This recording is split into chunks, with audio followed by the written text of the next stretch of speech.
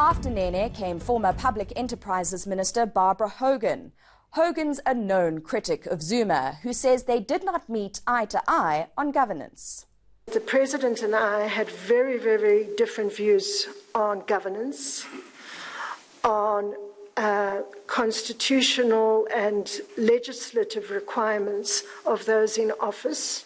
She accused him of interfering in Eskom's board and lobbying for the return of Jacob Zuma as CEO in 2009. Finally, on the Sunday, I met with him at lunchtime, and he said, "This is the deal." It was, in effect, a CEO who had gone rogue completely, on the understanding that the President would back him. It was clear that the President had encouraged a CEO to believe that he was above company law, above corporate governance, and only saw himself as personally accountable to the President. Coincidentally, Hogan's appearance was marked by power cuts. They recurred in hearings about Eskom's load-shedding crisis. Hogan corroborated some of Mentor's testimony and described pressure she faced over the Johannesburg-Mumbai route. I was a little bit taken aback by that because South African Airways had specifically opened up that route, not only to service a rapidly growing business relationship, but a business and tourist relationship between South Africa and India. But furthermore, South African Airways was one of the few airlines that was flying from Southern Africa, or from most of Africa, onto South America. And so the understanding was that one would attract even more passengers because you had the added benefit of businessmen being able, and business people being able to come from India to South Africa and on to South America, depending whether they wanted to go straight to South America or whatever. I was also aware that a lot of the SA routes, international routes, were recording losses. But the Mumbai route was the least loss-making route. And I repeat that, it was really the least loss-making route. Hogan recalled Jet Airways CEO's repeated attempts to meet her, including on a state visit to India in 2010. It became almost desperate. We had to attend a fashion show. Yes, you do those when you're on a ministerial visit. It was a fashion show by the Indian fashion industry. And as I was leaving, Mr. Gordhan literally jumped over the chairs, knocking them over and creating a huge performance, and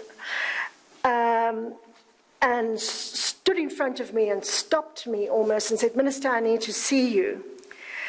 And I said to him, "Before you meet with me, I think you should meet with the board and with the CEO of SAA, and I have nothing to say to you now." When Public Enterprises Minister Pravin Gordhan testified, EFF supporters came by the busload.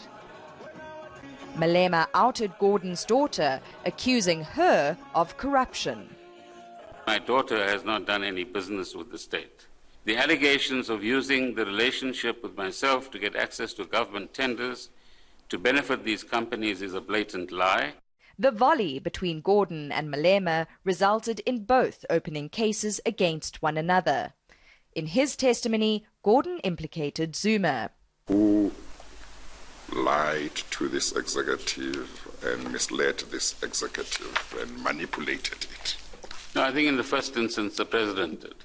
So asking us to look at intervention into the relationship between banks and their clients, for example, pushing the nuclear deal, allowing for particular types of boards in SOEs to be established, putting in place particular ministers or others who might be cooperative in this venture as well. There was a scheme at play. designed by somebody. He said banks acting against the Guptas set off an alarm. This was the first public acknowledgement of suspicions regarding the business affairs of the Gupta entities. As Finance Minister, Gordhan was roped into Zwane's committee, but insisted he could not intervene. Then Zuma recalled Gordhan from Treasury meetings in the UK and fired him. The day of our arrival was the day that the court application regarding the closure of the Gupta business bank accounts in South Africa. It is, of course, possible that had I been removed as Minister of Finance by that time, my successor would have withdrawn the application. Treasury's former Director General Lungisa Fuzile flagged possible insider trading. He's pointed to evidence Eric Wood of Trillion Capital may have gambled on the rand's rapid fall after Gordhan's axing. One individual who may have made money as a result of being armed confidentially with that information. In the financial markets, Chair, you would recall that that type of secret information will be identified and regarded as insider trading, open to prosecution. Fuzile detailed the turmoil in National Treasury with Gordhan out and Des van Rooyen in. He and Treasury staffers Dondo Mogajane and Pumza Matkanda spoke of the so-called Gupta minister's arrival. In tow, two advisors Van Rooyen hardly seemed to know. They were Mohammed Bobat and Ian Whiteley. Van Rooyen was only just sworn in on Thursday and had already appointed an advisor and a chief of staff by Friday morning. The rent was taking a tumbling, Chair. So I didn't get the sense of the authority insofar as issues that mattered on the day. But what I saw was the fact that I'm coming to sort you out. I had to explain to the minister why a CV of a Minister of Finance is important. And I explained to him that someone in that role is entrusted with a lot of power. Did you get the impression that Mr. Bobat was basically beginning to dictate the rules that he thought should be followed? I got the sense that he was ignorant of the rules, but he also was not interested in what the rules were. But even if the rules were there, he would disregard them and he would make new rules. Next, former GCIS head Nhlanhla Nene asserted himself. He rebuffed Williams' allegation he tampered with her evidence by sending her a text message.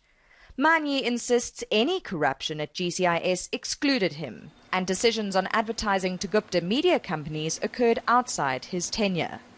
What's more, he's doubtful the Guptas can be linked to state capture. Do you accept that members of the Gupta family and the businesses that they own have been seriously implicated by way of credible evidence led before the chairperson up to this point in serious malfeasance of state capture? Well, my answer is I don't know. Nene arrived armed with various documents and accused the Commission of bias. The ANC's Gwede Mantashe appeared in late November. He read an opening statement and explained away his Luthuli House meetings with bankers.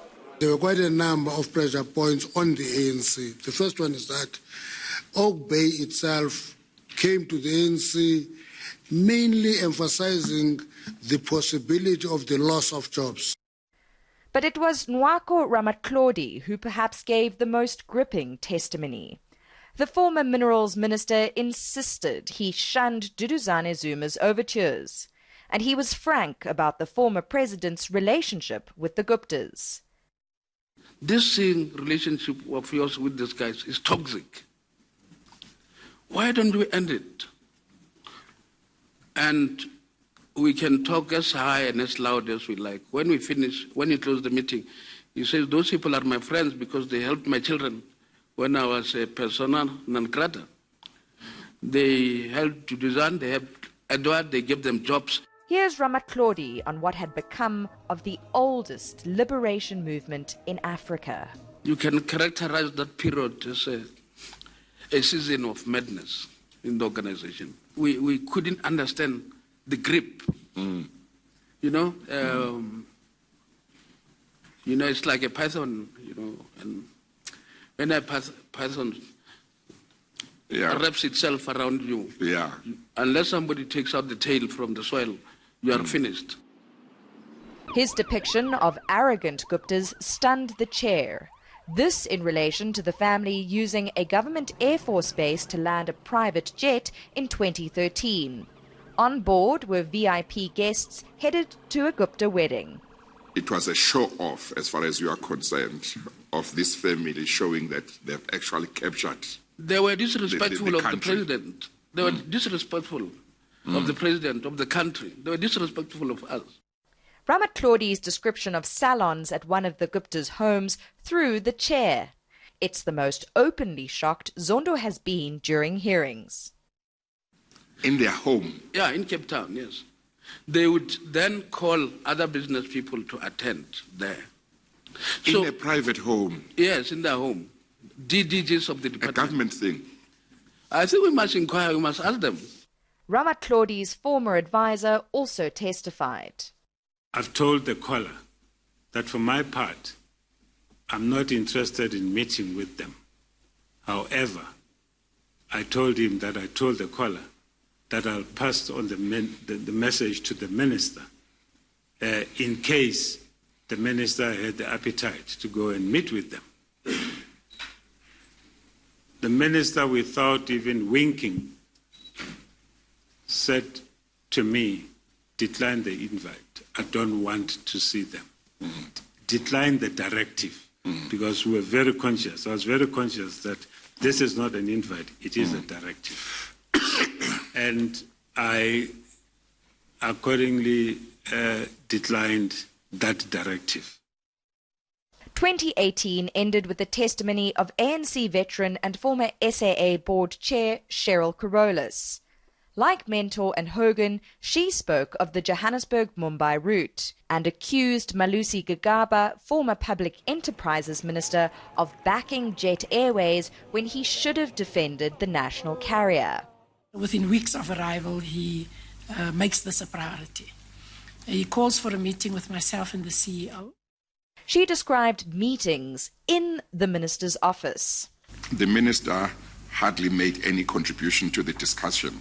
No, he made no contribution to the discussion. He just allowed the president of Jet Airways to effectively lead the meeting. You have people outside of government, actually from another country, coming and effectively saying, you people must terminate this route. You must stop being involved in this route. In effect, is that right? No, that is indeed correct, sir. Isn't that very strange? A letter penned by Gigaba shows he knew SAA's financials were complete in 2012. Yet he told the Speaker of Parliament otherwise. SAA's board then resigned en masse. Carolus concluded resolute South Africa can and must self-correct. It's expected the President will testify near the Commission's end. The question is, what happened? How did we know? What did we know? What did we do? What did we not do? We have to answer that question, and the President will answer those questions in his submission. I will also go to the Commission, and this is a commission where the truth of what happened with state capture has to come out. The Guptas have made several written submissions to the inquiry, and through lawyers they've indicated they're unwilling to testify in South Africa. Zuma has yet to submit his version, while counsel for his son will cross-examine at least 2 witnesses next year. This hour we've reviewed a fraction of the 32 days of hearings so far. Importantly, proceedings resume the year of a national election. It's expected the inquiry will resume by mid-January.